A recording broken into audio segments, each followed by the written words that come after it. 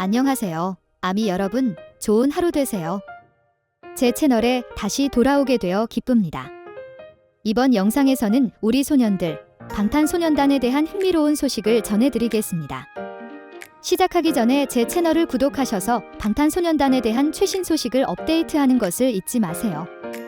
자, 이제 이 비디오 쇼를 시작할 시간입니다. 전 세계적으로 확산되고 있는 코로나19 팬데믹으로 인해 아이돌과 유명인들이 팬들과 직접 소통할 수 있는 이벤트를 진행하지 못하고 있습니다. K-팝 업계에서는 방탄소년단을 비롯해 많은 아이돌이 팬사인회나 팬미팅 행사를 연기하거나 온라인으로 진행했습니다. 사실 이러한 온라인 이벤트는 팬들과 직접 만나 소통할 수 없는 상황에서 팬들에게 고마운 마음을 표현하는 또 다른 방법이었을 뿐입니다. 팬데믹이 시작되기 전 팬사인회에서 방탄소년단이 아미들과 함께했던 귀여운 소통의 순간들을 다시 한번 되돌아볼 수 있는 좋은 기회입니다.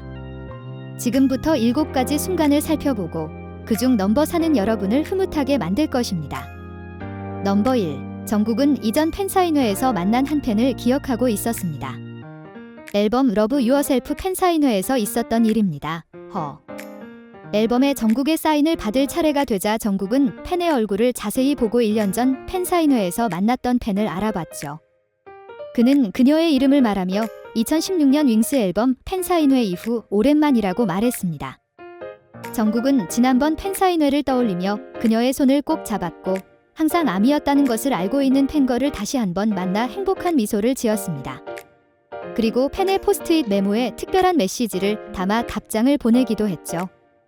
오랜만에 만난 팬의 얼굴을 기억할 정도로 세심하고 다정한 정국의 모습과 함께 팬덤에 대한 애정을 확인할 수 있는 훈훈한 순간이었습니다. 넘버 2. 슈가를 고소하고 싶어하는 팬걸과 슈가. 슈가를 고소하고 싶었던 팬걸은 방탄소년단 팬덤의 아이콘과도 같은 존재였습니다. 2014년 이 소녀는 슈가를 쥐엄한 남자라고 말하며 유명한 대사로 자신을 팬으로 만든 것에 대한 책임을 져야 한다고 주장했습니다. 민윤기, 슈가의 본명을 고소하겠다는 대사였습니다. 2015년에도 그녀는 자신의 심장을 터지게 만든 슈가를 신고하겠다고 계속 경고했고 슈가는 이렇게 답했습니다. 또 저를 신고하시네요. 저를 고소하겠다고 하더니 신고하겠다고 하네요. 라고 답했습니다. 심지어 슈가는 팬사인회에 이렇게 적기도 했습니다. 그럼 고소하세요. 하지만 이 전설적인 고소는 2016년 이 팬걸이 결혼하면서 곧 끝이 났습니다. 마지막 팬사인에서 그녀는 더 이상 슈가를 고소하는 것에 대해 이야기하지 않고 귀여운 고양이 머리띠를 선물했습니다. 슈가는 그녀의 결혼식에 와달라고 요청했지만 팬걸은 다른 남자를 만나면 결혼을 후회할지도 모른다는 이유로 거절했습니다. 이 상징적인 만남은 지금까지도 아미들 사이에서 회자되고 있습니다. 넘버 3. 제이홉은 젊은 팬걸을 보고 깜짝 놀랐습니다. 이 만남은 2018년 푸마 팬사인회에서 일어났습니다. 제이홉은 팬사인회에 찾아온 어린 팬걸을 보고 큰 충격을 받았습니다. 그는 이렇게 말했습니다. 방금 2008년에 태어난 소녀를 봤는데 세상에나 2008년이었어요. 그는 자신의 팬이 얼마나 어린지 믿기지 않는 듯 그 소녀가 그 당시 11살, 한국 나이 계산 방식이었다는 말을 계속 반복했습니다. 제이홉은 나이에 놀라면서도 다른 팬들과 마찬가지로 소녀의 손을 잡고 환한 미소를 지으며 대화를 나누었습니다. 방탄소년단의 카리스마가 어린 팬들까지 사로잡을 수 있다는 것을 보여줬습니다. 넘버 4. 지민이 팬에게 왕관을 선물했습니다.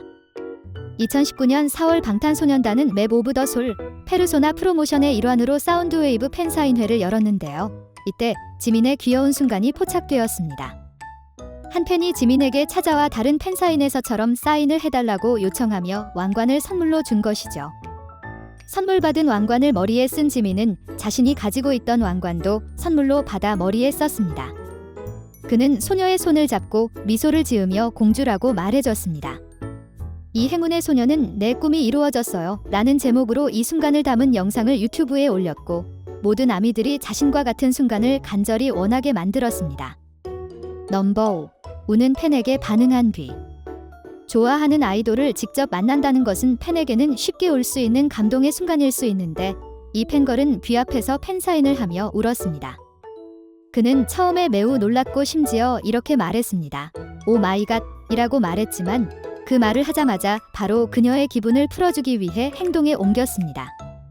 비는 자신의 머리카락을 가지고 놀다가 뾰족한 모양으로 만들어 펜걸의 표정을 세심하게 살폈죠. 펜이 진정된 후 그는 그녀에게 말을 걸기 시작했고 성공적으로 그녀를 위로했습니다. 이 순간 우리는 비가 팬들의 감정을 얼마나 잘 헤아리는지 깨닫게 됩니다.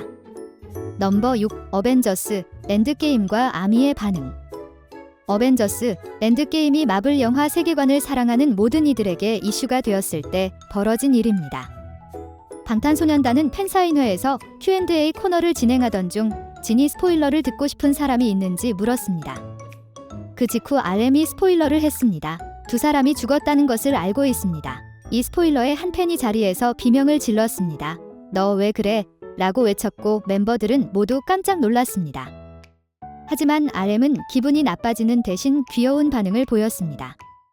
그는 멤버들과 팬들에게 성공적으로 장난을 쳤다는 사실에 다소 기뻐했습니다. 이 귀여운 순간이 지나고 RM은 다음 질문으로 넘어갔습니다. 넘버 7. 진과 그의 야성적인 포스트잇. 팬사인회 때 팬들은 보통 아이돌이 사인할 페이지에 소소한 질문을 쪽지로 남기는데 이 쪽지에 대한 진의 답변이 너무 엉뚱해서 아미들 사이에서 이슈가 되기도 했습니다. 진이 언제 집에 올지 묻는 쪽지가 있었는데 팬은 이벤트가 끝나고 바로 집에 가거나 진과 팬이 함께 집에 가거나 그날 밤 집에 가지 않는 세 가지 선택지를 주었습니다. 진은 주어진 답 중 하나를 선택하는 대신 이사를 갔다고 적었습니다. 또한 진 씨와 결혼하려면 얼마를 가져와야 하느냐는 질문에는 간단한 문장으로 답했습니다. 300억 원이라고 답했습니다. 그의 엉뚱한 답변에 아미들은 그의 유쾌함에 더욱 빠져들었고 더 재미있는 답변을 위해 이런 질문을 더 많이 던지고 싶다는 반응을 보였습니다. 팬사인회에서 방탄소년단 멤버들과 팬들의 귀여운 상호작용이 있었는데요.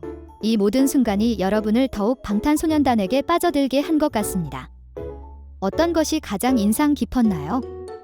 사람들에게 알리고 싶은 방탄소년단의 또 다른 팬사인 순간이 있나요? 지금 바로 이 영상 바로 아래에 댓글로 공유해주세요. 그리고 좋아요 버튼을 누르고 채널을 구독하여 좋아하는 그룹의 더 많은 귀여운 순간을 감상하는 것도 잊지 마세요. 곧 다시 돌아올 테니 긍정적인 마음으로 최신 소식을 놓치지 마세요. 이 동영상은 여기서 끝납니다. 시청해주셔서 감사합니다.